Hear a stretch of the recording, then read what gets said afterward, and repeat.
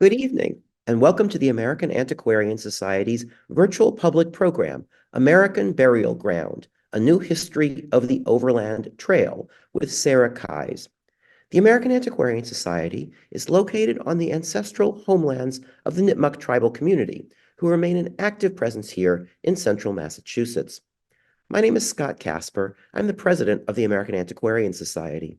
Our mission is to cultivate a deeper understanding of the American past, grounded in the primary sources AAS has been collecting since 1812. In addition to welcoming researchers from around the world to use our collections, both physical and digital, we host programs like tonight's that provide insights into the past and its relevance for our own day. We thank you for joining us this evening, and as a nonprofit organization, we welcome any support you can provide to help keep this work going. Thank you. My colleague Stephanie Corrigan will be sharing a few notes on how to comment and ask questions in the Zoom Q&A. And in fact, we welcome your questions throughout the program, and then I'll be talking with our speaker about them later on. Stephanie will also post links and relevant information in the chat throughout the program. This program is being recorded and will be available on our YouTube page following the live stream. And now, I'm delighted to introduce this evening's speaker. Sarah Keyes is an assistant professor at the University of Nevada, Reno. Keyes is a historian of the United States, specializing in the 19th century and the history of the U.S. West. Her research has been supported by several institutions, including the American Council of Learned Societies, the Mellon Foundation, and right here at the American Antiquarian Society, where she was a Kate B. and Hall J. Peterson Fellow in 2010-2011. Dr. Keyes published her first book, American Burial Ground, A New History of the Overland Trail, with the University of Pennsylvania Press in October 2023, and that's the book she'll be talking about tonight. American Burial Ground is now one of 3 finalists for the 2024 Stubbendeek Great Plains Distinguished Book Prize. And now it's my pleasure to turn the program over to Sarah Keyes. Welcome back to AAS. Thank you. It's wonderful to be here. Thank you so much for that introduction and for having me this evening. And thank you as well to everyone who's joined us. I know it's been a lovely day in many parts of the country, so I appreciate everyone tuning in. And I'm really excited to be here with you all this evening to speak about my new book. I'm also incredibly grateful to everyone who's made my visit possible, including Nan Wolverton, Scott Casper, and Stephanie Corrigan. And, you know, when you see or hear the title of my book and you see the cover, some of you might have an initial reaction of my book as being a bit dark. It's certainly about death, dying, and burial. And the narrative and the argument does have those elements. But when I think of the book and the contribution I'm making, one of the ways that I see this study is I really see this study as a good example of how even when an outcome might initially be perceived as a failure, we can still gain from it. So this lesson of the gain that grows from failure, the failure of overland immigrants to reach the Pacific, and the failure of Indigenous peoples to initially keep many of their lands, is really the central argument and lesson of my book. And so I want to start this evening with that first central failure that I study, which is this failure of migration, to make it across the continent to settle overland or to settle in the West. And this image here by cartographer and draftsman Joseph J. Goldsboro Bruff captures one instance of this failure of death and burial on what I call the Overland Trail. And I'd like to take just a moment here to define Overland Trail and to explain why I use that term in my book. I imagine that many folks in the audience are familiar with the Oregon Trail, the California Trail, the Bozeman Trail, and you might also be familiar with the multiplicity of other routes across the continent, including the Cherokee Trail, the Santa Fe Trail, etc. And I'm less interested in parsing these multiple migratory pathways and more interested in understanding the experiences of the people who took them and the meanings that they gave, both to the landscape and to their journeys. And what I found in my research is that these pathways were linked in people's minds then and now to the same monumental story, this monumental story of transcontinental migration. And so, as I argue in the book, the shared trials and tragedies of these trails help to link them, and in many ways, the entirety of what became the US West together as a landscape of white American suffering and sacrifice. Now, popular mythology, as well as many earlier scholars of this Overland Trail migration, have typically depicted this mid-19th century overland movement as a caravan of covered wagons transporting men, women, and children across the sunny plains. So this has typically been a triumphal, heroic, and significantly peaceful story, rather than a story of failure, weakness, and violence. And this triumphal perspective is supported by images like this one, Emanuel Leutze's Westward Course of Empire, which was commissioned by the Union government during the Civil War to hang in the Capitol building, where it still hangs today. And this particular place is likely a depiction of South Pass, showing immigrants triumphing westward. Now, there's a lot we could unpack in this painting, and we might do that in the Q&A.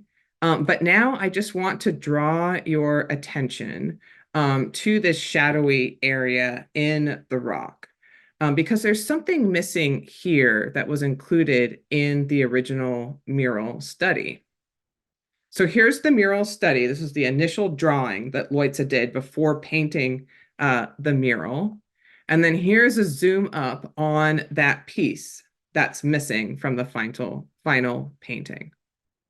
And so the point I want to make here is that while the Union government had a vested interest in depicting westward migration as a triumph during the Civil War, that Leutze, like immigrants at the time, also recognized the tragedy of this migration, and specifically the tragedy of death and burial. So you can see a shrouded corpse here being lowered into a grave while a woman kneels in mourning in front of the body. And indeed, the trail was a treacherous, often deadly trek that left a string of burials like the one in the mural study and like the one in the Bruff drawing with which we started. Now, Bruff's depiction adds a bit more to our understanding of trail burials. We can see an entire company involved in a funeral procession.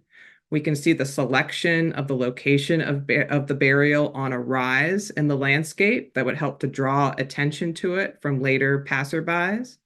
And we can also specifically see the identity of this immigrant, who's identified as Charles Bishop, who's died of cholera in July of 1849. And in fact, Charles died from the primary cause of death along the trail, disease, and specifically cholera. So cholera dominates the trail experience during the early 1850s when immigrants brought that deadly bacterium with them across the plains. And so it's really during this moment in the 1850s that coincides with the rush to the California goldfields that we see this tightening of the link between the trail travel and death. So this is a darker portrait of westward expansion that I trace in my book, and I think it gets us closer to understanding the trail than perhaps ever before. Because how I see it, the cultural significance of the immigrant dead, especially in laying claim to land that was inhabited by Indigenous peoples, is the central process of this overland migration. And so it's really important to this process of attempting to remake what white Americans called the West and what were and are native homelands into US space. So here I'm borrowing a map from a project led by Claudio Sant that depicts dispossession of Indigenous peoples in January 1850. So about 6 months after Charles Bishop was buried by Ruff's company. And then now we can see that dispossession in January of 1893, some 40 years later.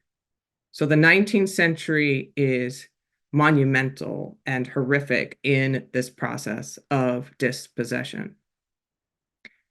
And the burial of Bishop's corpse in native land and the burials of thousands of other immigrants in the lands of the Lakota, Shoshone, Northern Paiute, Southern Paiute, and other native polities through whose lands the trail cut is an understudied part of this thread of dispossession. The act of inserting immigrant corpses, such as Bishop's, into sovereign Indigenous soil had far-reaching consequences for US history generally and the history of the trail specifically. But as I also argue in the book, the far-reaching consequence is not only about dispossession. It is also about the unexpected realization that I came to that Indigenous defense of their homelands shaped the history of the trail as much as immigrants and settlers' aggressive aspirations.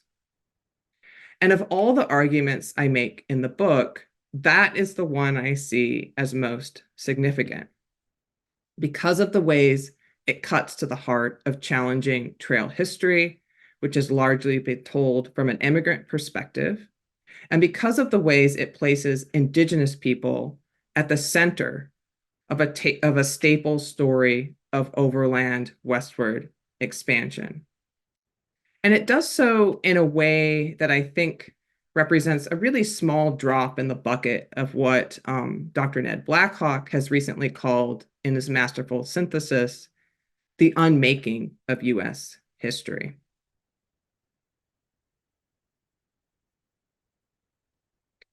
And in the case of my book, this reframing of the story of the trail really has a lot to do with how Native peoples described their forced removal routes as marked by graves as well as tears, and in the ways in which they safeguarded and marked their ancestors' graves before they were forced from their homelands. And they marked them as signs and symbols of their inextricability from the lands the US was taking. And so the first chapter of my book makes a case for placing this image, this iconic image of the Cherokee Trail, alongside the words of Eliza Jane Ross.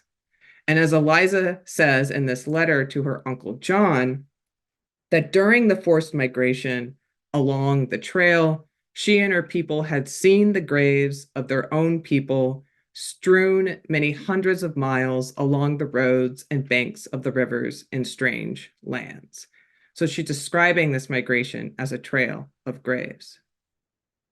And this comes in the first chapter of my book, but it's also the last chapter I wrote and the one that took me the longest to figure out, because this project started from a dramatically different place than the one I arrived at. So in the rest of the talk that follows, I'd like to take you chronologically, but I'm going to take you chronologically through my process rather than through my argument. There's really 3 periods that shaped my research. The first led me to see the Overland Trail as a viable research topic. Then, when I got into the sources, I began to place death at the center. And then finally, I came to the period in which I was able to articulate the ways Native peoples shaped the history of the Overland Trail, and with it, the history of territorial control in what becomes the United States. So I'll close with that final and key component. Now, at the beginning, my research questions really centered on trying to understand two things. Why does the Overland Trail continue to play such a prominent role in popular memory? And then the flip side of that being, why had academics largely abandoned trail history? And so I wanted to say something new about the trail and something that was more reflective of the diversity of the West and the United States. And the origins of my questions and my purpose really came down to two central experiences. One which was specific to me, and one which is more universal, especially for people of my generation. So, a summer or two after I graduated from college, I was fortunate to have a paid internship at Fort Casper in Casper, Wyoming. And some of you may be familiar with this site, but it's a Civil War era fort, but it was also an important Platte River crossing for overland immigrants. And so I spent the summer there and I was mostly outside. I answered visitor questions, I led tours. And through meeting and talking with the visitors, I got a sense of the passion and the knowledge that many hold for the trail. And so I found this really interesting. I wanted to learn more about that. I also learned that what was most interesting to these visitors was my name, Sarah Kais, which is the same name as the first person of the Donner Party who died on the trail. So we all wish, most of us, at least at some point, wish for some claim to fame. And this I discovered, at least in Trails world, was mine. And so even from the beginning of my exploration, evidence was pointing to the prominence of death and dying in the trail experience. And the other major place where I saw the Oregon Trail in popular culture also pointed to this, and that was the Oregon Trail game, which has been used in classrooms across the country since the 1970s.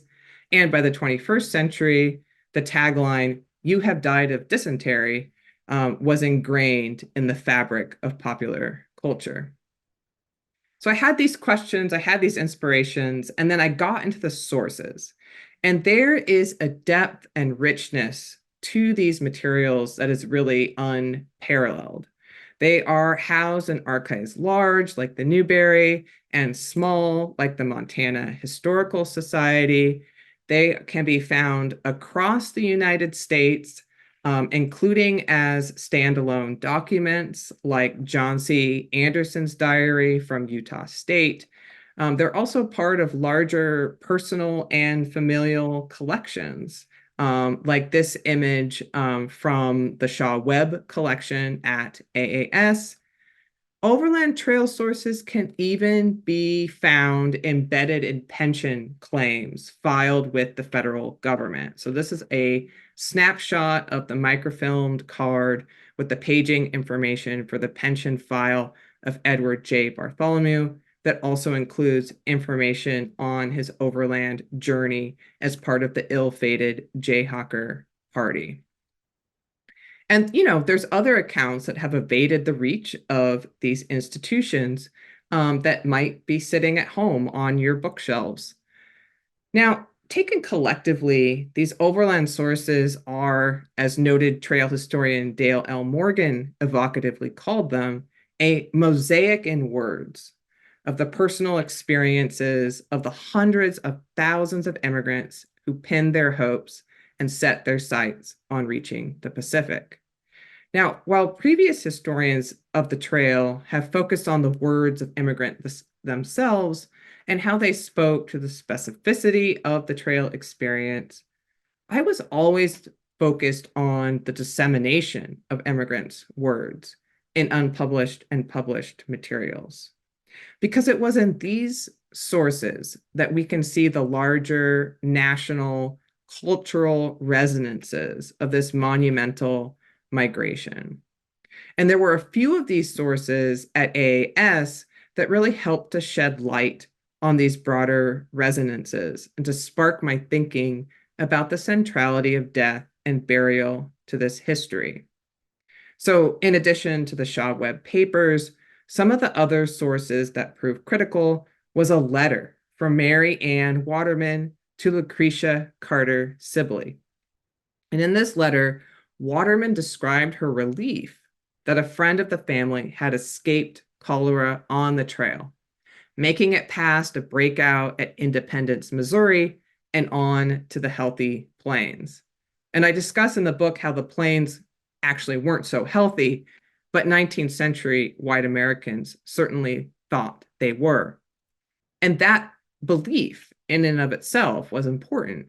And so Waterman's letter gave me insight into how people at home were following along and reporting on westward journeys and how they were dealing with the threat of death to travelers.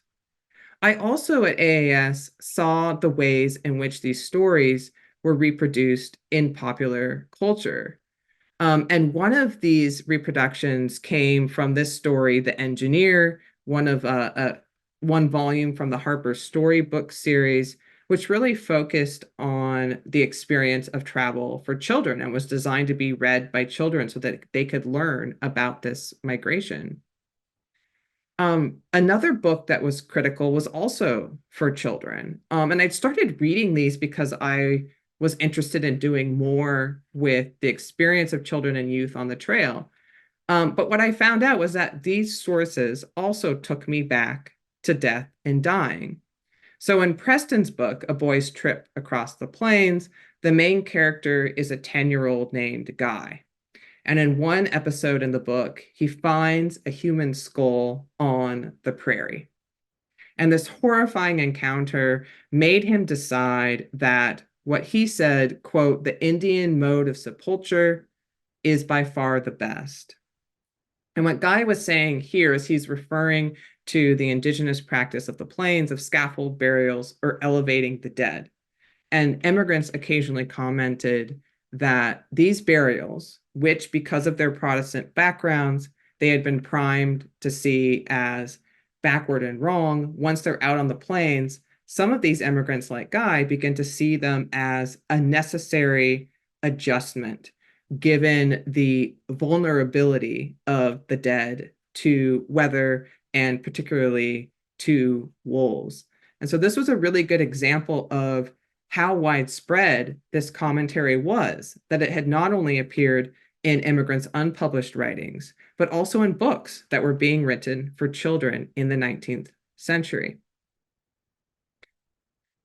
So, Preston and these other sources, these are not the only ones that are leading me to death. In fact, as I'm reading through these immigrant accounts, they're absolutely everywhere.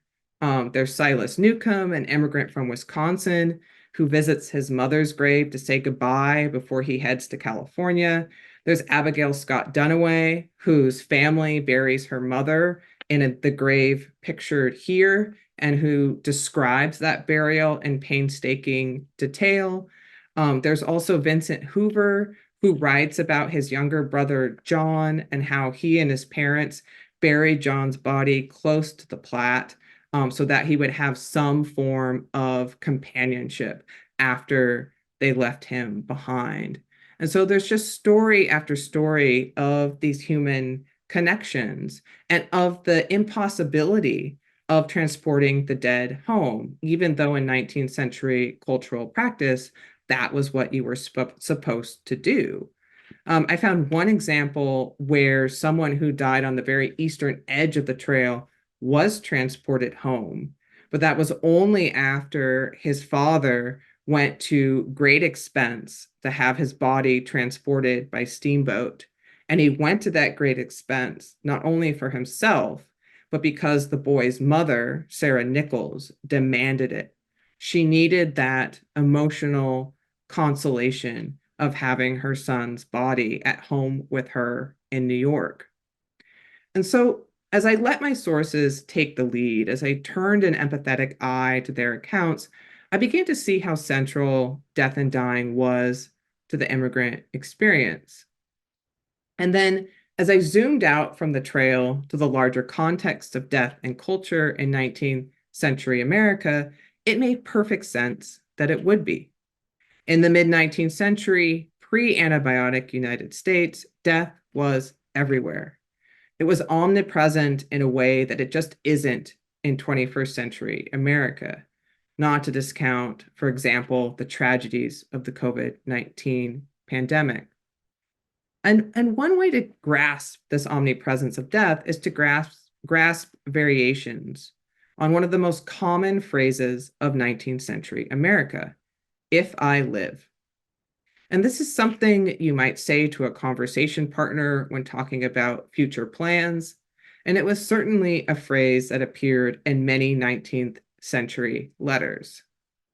And when John Minto, who's pictured here, circled in red, immigrated overland to Oregon in 1844 in one of the first wagon trains to do so, he recalled telling his family over Christmas dinner, if I live, I will go across the Rocky Mountains the following spring.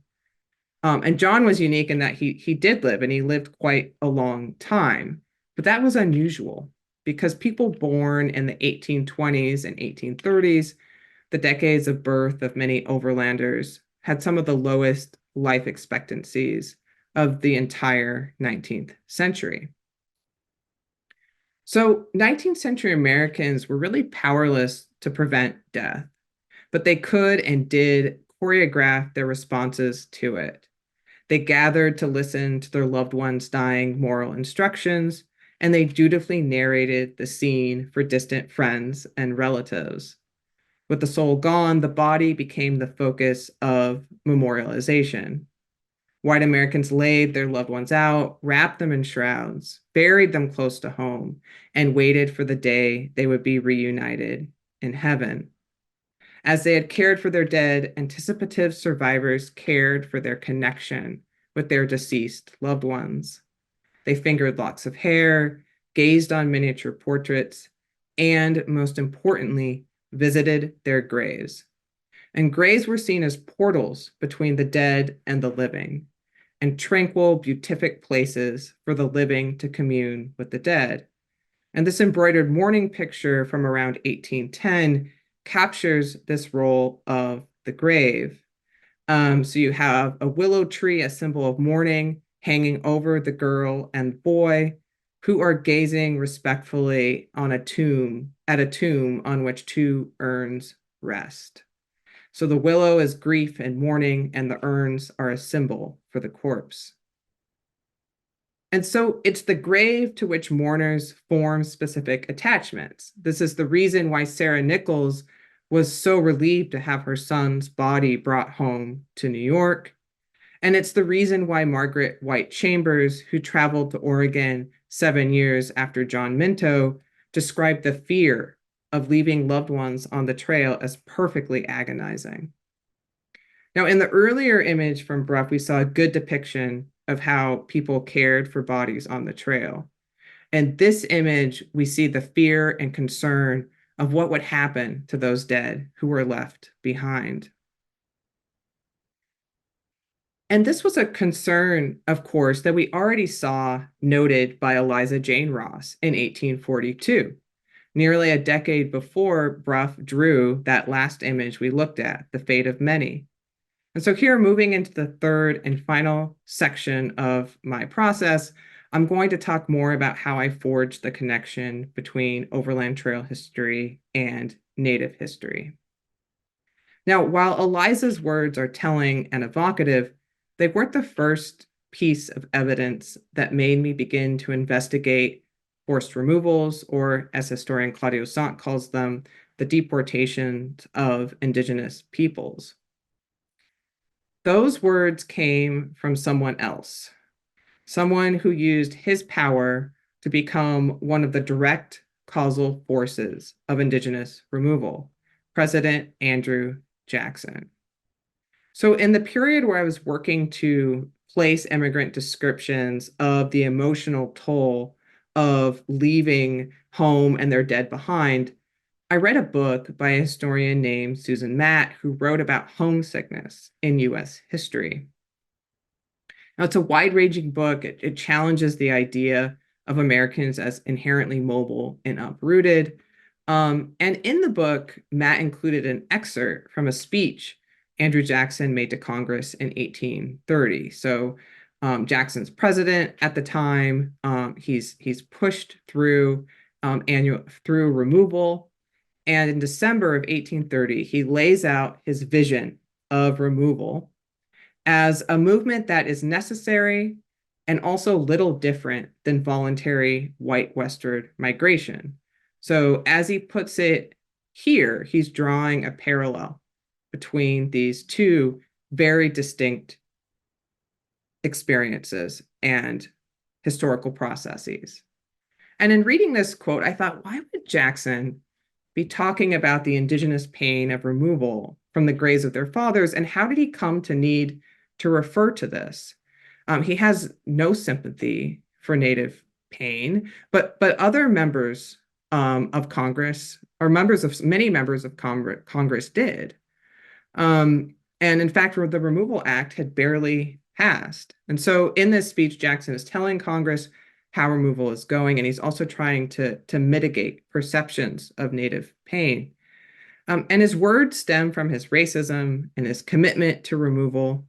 But I also think there's some justice there in them helping me to figure out how to foreground Native history in American burial ground.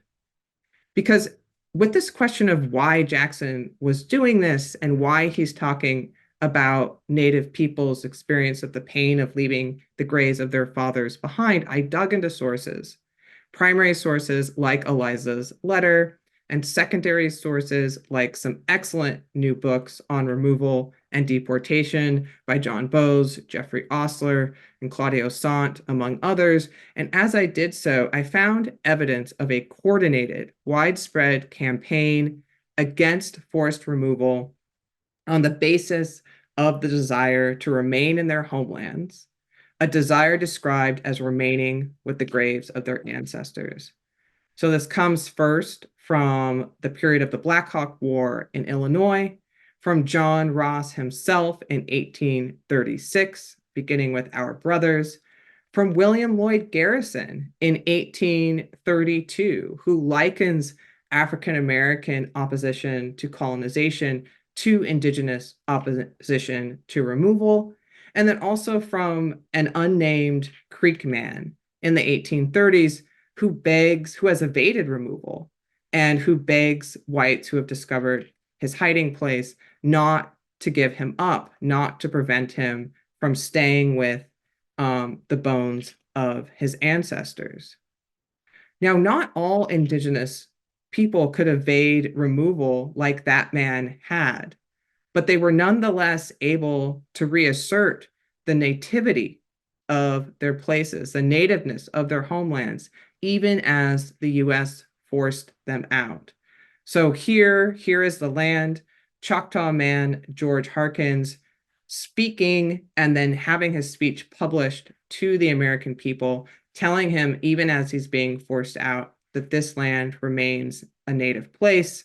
In the second, we have Cherritt Creek Principal Chief Yoholo in 1835, describing what the US is doing and taking the land and likening them as well to anatomists and grave robbers who are taking the dead from them.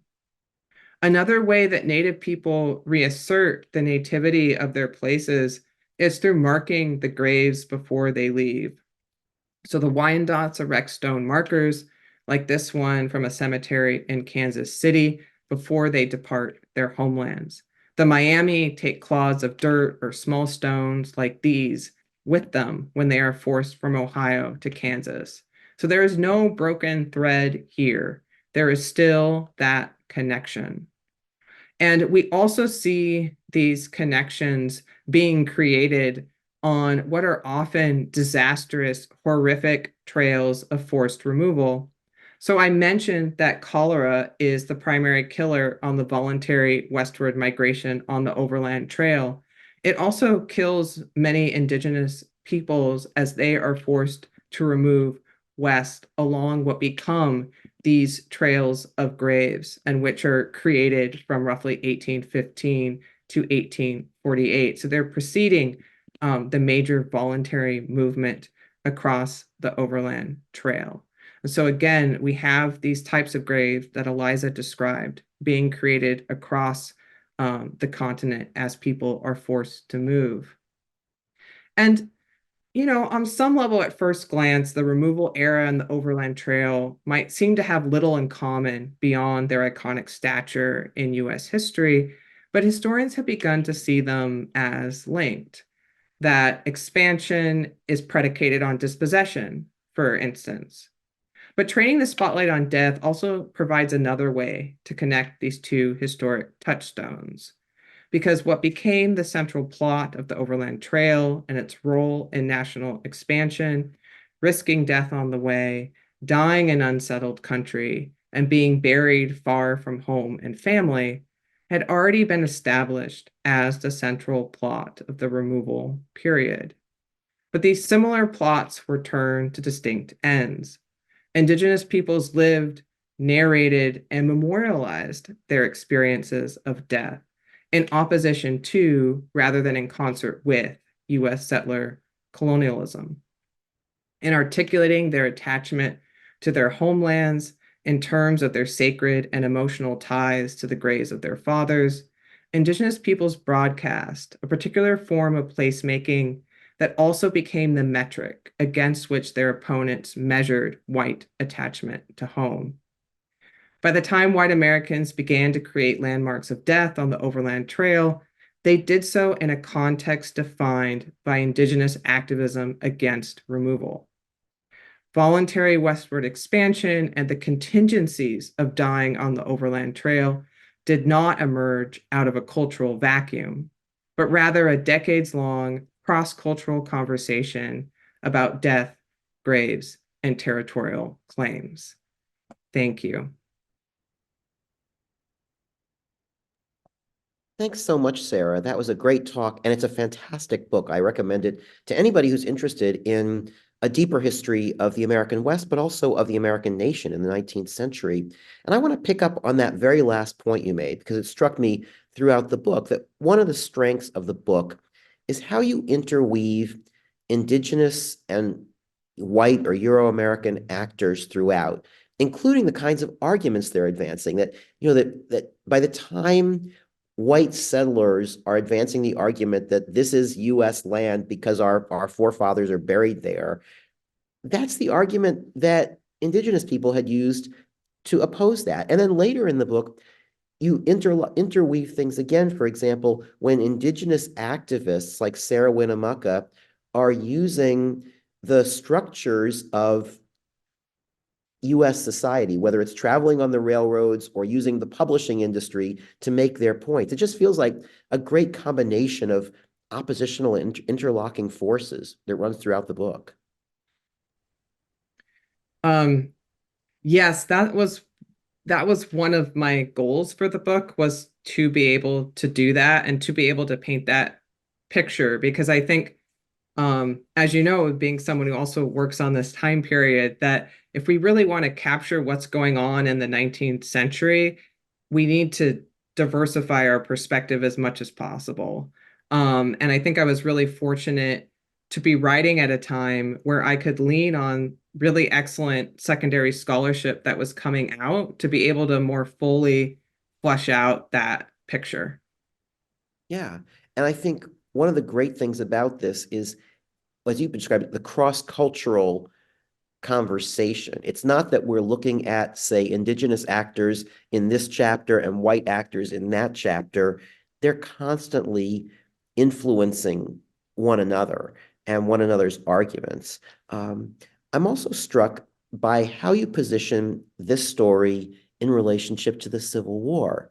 So we often think, oh, the Civil War is the moment that somehow redefines death in American history. It's the moment when hundreds of thousands of people are dying far from home. Their bodies can't be brought home. But you suggest that we need to relocate that chronology at least a decade earlier and think about this idea of death on the overland trails as a precursor even. Hmm. I do. And, I talked a little bit about my process this evening. And one of the things that happened was that I was fortunate to be able to read Drew Gilpin Faust's book, this Republic of Suffering, just as I was really starting on my dissertation research. And I remember reading that book and thinking that it was fantastic, but also thinking that a lot of the specific pieces of evidence she was sharing about the concerns about bodies far from home, not being able to conduct proper burial practices, what to do with the bodies once they were located far away. I was seeing very similar conversations happening, roughly 2 decades earlier amongst my overland travelers. And there's an overlap in the imagery as well. So, um, you know, we saw Bruff's Fate of Many with all of those attacks from wilderness forces coming on the dead. You see similar imagery for Civil War battlefield graves as well that are coming out later in the 1860s. Yeah.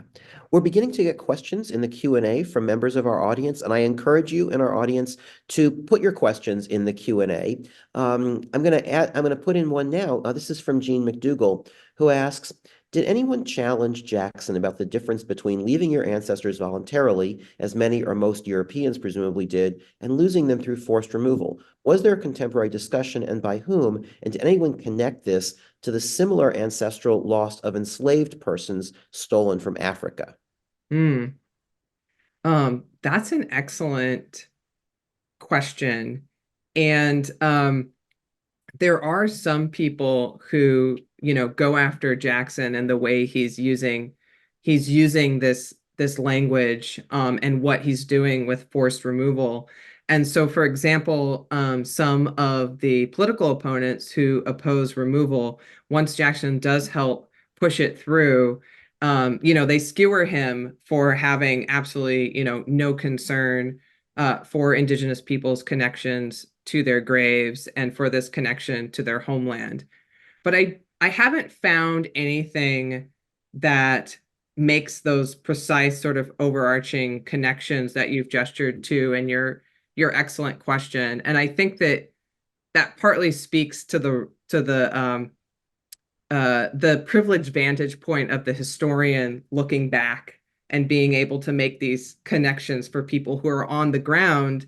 And, for like these immigrant pioneers, they're participating in this larger systemic violence of expansion and colonialism. For them, as they're going through this journey, much of what it's about for them is this deeply felt experience of potentially having to leave their mother, their father, their child behind in what they see as a very foreign, disconnected place. Yeah. I wonder about the connections between the sort of Whig opponents of removal and abolitionists. That might be a place where you see the connection between the argument for Indigenous people's humanity and keeping their lands and African Americans' humanity and rights to equality. But I do wonder whether anybody goes back and thinks about people being stolen from Africa as part of that debate. I don't know. Mm-hmm. And they very well might. It sounds like a wonderful topic for future research. Certainly a lot of the Whig opponents of removal, they also buy into this sort of fallacy of the vanishing Indian, right? And so even when there's support for Native people to remain in the South, there's also sort of support for a narrative that Native peoples will this fallacious narrative that Native peoples will simply vanish. And when Indigenous peoples talk about their graves, they're talking about something very different. They're talking about what we would use in our time period as persistence and survivance, and that graves being evidence of that. Exactly, exactly. It's not just about dying out and Mm-hmm. disappearing. Yeah. You've talked a bit about your sources, and I have some questions about sources, and we have questions, interestingly, from Bob Kosofsky about your maps. So let me start with one question I had as I read the book. A lot of the sources from the white immigrants' perspective are the diaries and the letters of the immigrants. It struck me that a number of the sources on the Indigenous side were explicitly works of advocacy. I Mm-hmm. think of Sarah Winnemucca's lectures of Indigenous people writing in opposition to removal. Is this a factor of what was written and preserved, that we have on the one side the kind of experiences of the immigrants as they're experiencing, on the other side we have the works that are written in a sense as much to white audiences against removal? Yeah, for me, it was a lot of that was influenced by my training and then the methodological approach that I took to this book. So, my training is as a, historian of the United States, 19th century with a focus on the West. And so when I was looking for that connection between Native history and the Overland Immigrant Trail experience, what I was really interested in is what would have been said publicly to white audiences at the time, and how was that designed to influence their perspective or this conversation about dispossession and Indigenous rights and reform in the 19th century.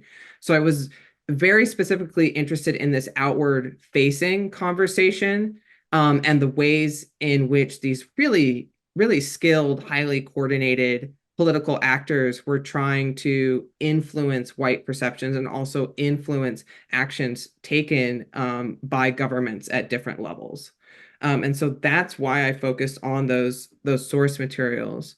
I would say that immigrant diaries and letters are so widely disseminated in the 19th century that even if they're not published, variations on them are, and they sort of filter into the fabric of American life and also American politics. And so, I love getting into the sources of people's everyday experiences, but the types of things they're saying about the trauma of leaving immigrants on the trail are also being repeated on the floors of the Capitol building, in arguments being made for federal support and intervention for these voluntary immigrants.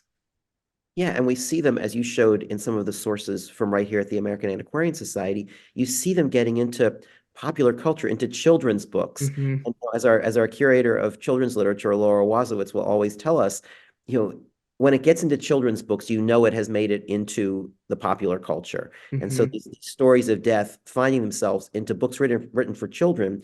Today, I think if we imagine books for children, we think of those as kind of buffering children against things like death. Whereas in the 19th century, it's right there. Mm-hmm. Yes, absolutely. Yeah. Bob Kosofsky has two questions. He started by asking, is the map by Aaron Greb a contemporary map or a 19th century map? And then goes on to ask, or say, maybe I should clarify that my interest is in that the map shows Native American locations, which very few maps show. Mm-hmm. That's such a wonderful question. And it is a contemporary map. I was really fortunate to have Aaron Greb work on the maps for my book. And so we created those for our contemporary audience. The question about the inclusion of the names of Native groups and peoples on the map is an interesting one, because it's absolutely true that in some 19th century maps, those were erased or not included. But if you're familiar with maps of the time period, and if you're familiar with maps of the trail, one of the most popular of these maps was in a pocket guide called Horn's Overland Guide, and included one of these fold-out accordion maps that travelers would use as they moved along the trail. And that map does include a multiplicity of names of Native groups, and it locates them where travelers would expect to encounter them. And so, even as there is this sort of element of erasure in American cartographic imaginings, they reveal themselves when they're guiding travelers through the West by locating these groups and talking specifically about, what immigrants might expect when they encounter these different groups of Native peoples as they move west. That piques my curiosity. In a map like Horns, was there a suggestion of the specificity of different Native groups and also the differences among those groups, or is it simply different names, but there's no distinction made between what you will find when you reach those places or encounter those groups? Um, That's a really excellent question. And in general, there's a lot more specificity than we might expect. And there's also, like, we're talking about the dissemination of this information in popular culture. When immigrants write from the trail, they'll often identify where they are, not only in terms of a well-known white landmark, but in whose lands they are. And so the fact that they would share that with someone who's sitting at home leads me to think that they expect their audience to kind of have an understanding of what that means That's and what they fascinating. might be going through if, say, they're near the Shawnee at this moment. Mhm. Fascinating. And it sort of gives the lie to later depictions of, native peoples, or in popular parlance in the earlier 20th century, Indians as being somehow e- all the same. This is, Yes. they people in the 19th century understood differently. Yeah. Yes. Wynne Kelly writes, I'm interested in what you say about burial customs and how white migrants changed theirs, adopted native ones to accommodate reality. Did you find other evidence of other kinds of cultural exchange? Were any of your white authors receptive to them? I'm thinking of white captivity narratives from the 17th century and what they show about whites adapting to native culture. Hmm. Yeah, that's an excellent question. And, one of the things that really defines the mid 19th century is the fact that we've reached a moment where we really have more hardline racial beliefs, right? Someone like Jackson is really evidence of that. That there's not the same kind of fluidity and moments of, say, the 17th century.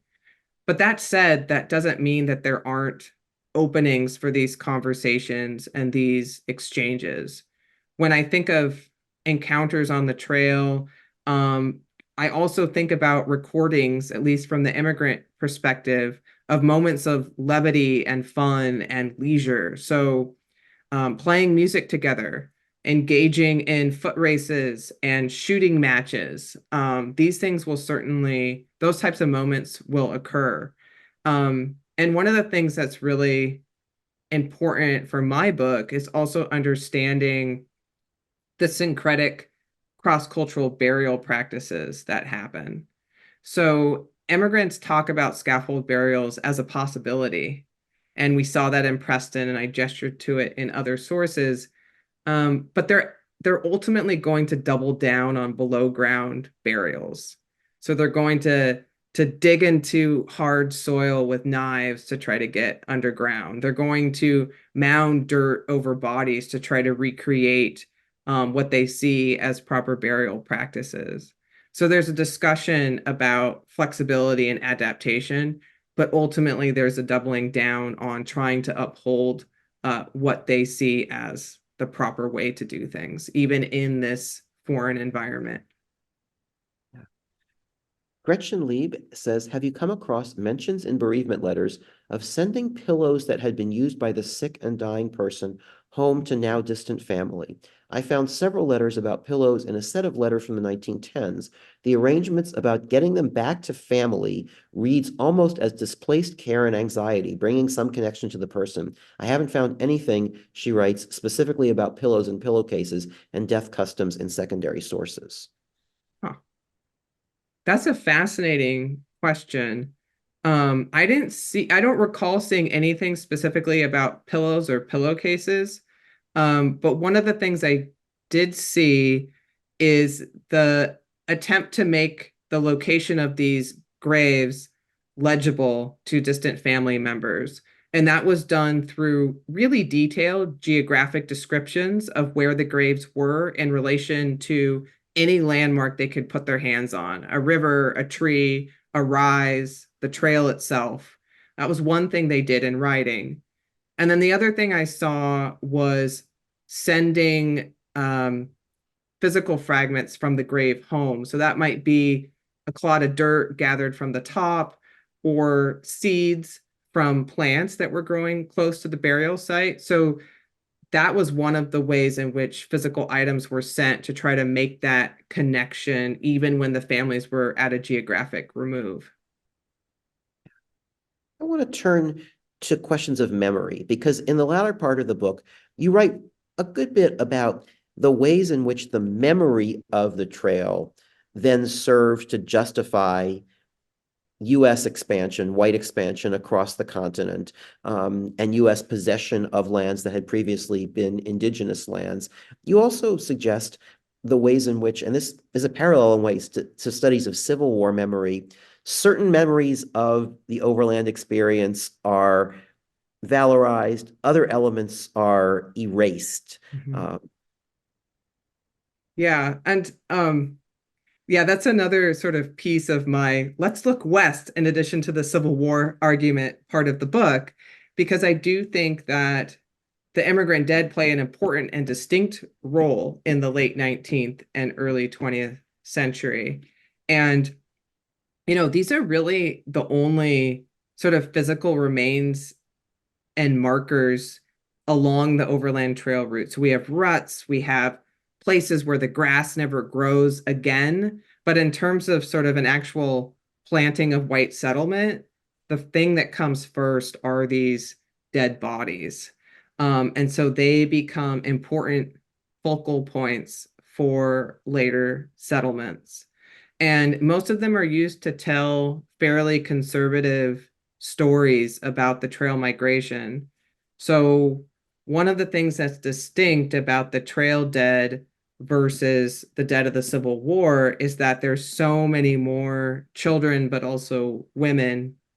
And so you can see in places of white settlement in the late 19th and early 20th century, including Nebraska, which is a place I look at, the specific role that these dead women play as sort of the epitome of the frail, weak victim of westward expansion, the sacrifice that was made to expand the continent, but then also this confirmation of sort of male superiority, mastery, and power that they have to, bend down and care for these dead women, and that in doing so, they're demonstrating their masculinity, and they're also marking these places as part of white settlement. So the picture on the cover of the book that has one of my favorite stories that falls in line with these themes attached to it of these dead maidens along the Overland Trail and how they get remembered. Yeah. Uh, you teach at the University of Nevada, Reno, I and do. this is the place where I taught for 21 years, a place that really taught me about the West, taught me about the importance of land in American history, and so much more. And toward the end of your book, you write about asking your students to consider what should happen to the Donner Party Monument, which is a major monument in that part of the world. Could you say a bit about your experience of teaching this material, notably to students in Nevada? Hmm. That's such a great question. And one of the joys of working on this project was the chance to talk about it in the classroom and talk about it with students who are very familiar with their proximity to trail history. Like I don't think I met a student who came from Nevada or from the California side who hadn't been exposed to the harrowing tale of the Donner Party, right? Trapped in the Sierra in the winter of 1846 to 1847. And I this book is really an attempt to retell a familiar story in a new way. And so I thrived on students bringing those preconceptions to the classroom because we had a chance to pivot out from those and do something new. And so one of the things that we did towards the end of my US West classes was to talk about this memory piece and to talk about, what should we do in the 21st century about the Donner Party Monument, knowing what we know now about the violence of expansion, the perspective of Indigenous peoples, particularly the Washoe on the Donner Party themselves. What would that look like? Like, how would we try to portray the trail in a new way to these 21st century audiences in a way that is new in terms of the monument landscape, but is actually old in how it captures the fact that we have multiple groups of people who play important causal roles in the development of the 19th century United States and the US West. And so it was just great to see students take that on, embrace it, and to think about the ways in which they really deconstructed this triumphal statue memorializing the nuclear pioneer family.